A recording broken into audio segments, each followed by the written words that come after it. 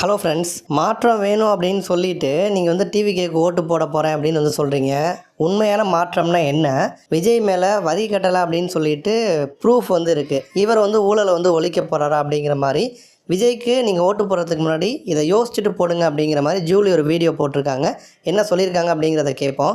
இது டேலண்ட்டை மட்டுமோ டான்ஸை மட்டுமோ இல்ல அண்ணனோட பாட்டை மட்டும் கேட்டு வளர்ந்த கூட்டம் கிடையாது. இது இந்த எலெக்ஷனோட லாஸ்ட் பதிவு கொஞ்சம் நீளமான பதிவு தான்.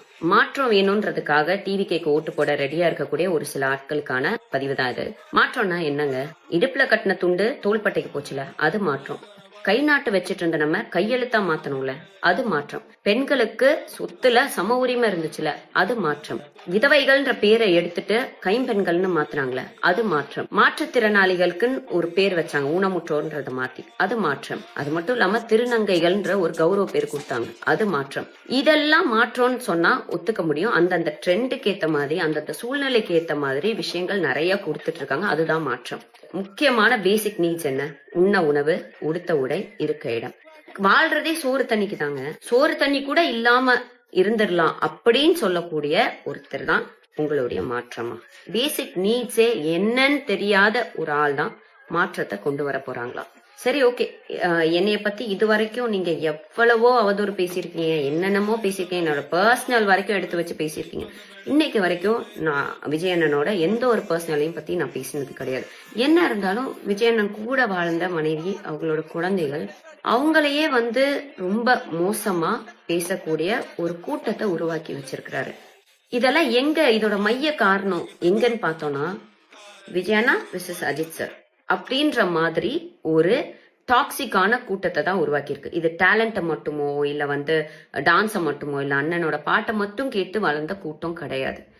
இதே நரேட்டிவ தான் இப்ப டிவிகே விசஸ் டிஎம்கே அப்படின்னு அரசியல்லையும் கொண்டு வர பாக்குறாங்க. சிவகார்த்திகேயன் அண்ணன் ஃபேன்ஸா இருக்கட்டும், இல்ல அஜித் சார் ஃபேன்ஸா இருக்கட்டும், இல்ல வந்து ரஜினி சாரோட ஃபேன்ஸா இருக்கட்டும், எல்லாரையும் ஆப்போசிட்ல வசைப்பாடி உருவான ஒரு கூட்டம். சரி, இதெல்லாம் ஒரு பக்கம் இருக்கட்டும்.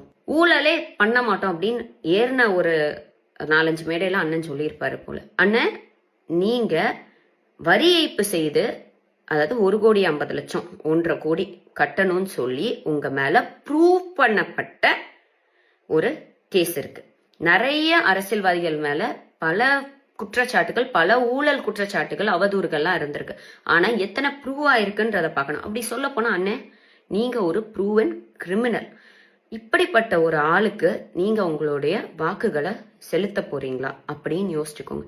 நேத்து கூட 100 கோடி சொத்து மதிப்பை வந்து ரீசெண்டா நடந்த அந்த நாமினேஷன் லிஸ்ட்ல காட்டலன்னு சொல்லி சென்னை உயர்நீதிமன்றம் சொல்லியிருக்கு. இந்த மாதிரி ஒரு வல்கர் வாரியர்ஸ் கிட்டையும் ஜாம்பி கூட்டத்துக்கிட்டையும் நாட்டை ஒப்படைக்கிறீங்கன்னு எனக்கு புரியல. மாற்றன்றது முன்னேற்றத்துக்கான வழியா இருக்கணுமே தவிர ஏமாற்றத்துக்கான வழியா இருக்கக்கூடாது. தயவு செஞ்சு சிந்திச்சு வாக்களிங்க. நன்றி.